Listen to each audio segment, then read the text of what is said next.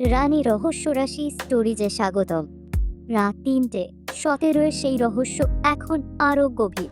শাইনির জীবনে আসা অদৃশ্য বিপদ কি কোনো মানুষের কাজ নাকি অশরীরী কিছু? চলো শুরু করি চ্যাপ্টার 2। আমি ভেবেছিলাম পুলিশ সাহায্য করবে, কিন্তু তারা বলল আমার ফোনে কোনো মেসেজই আসেনি। আমি কি তবে পাগল হয়ে যাচ্ছি?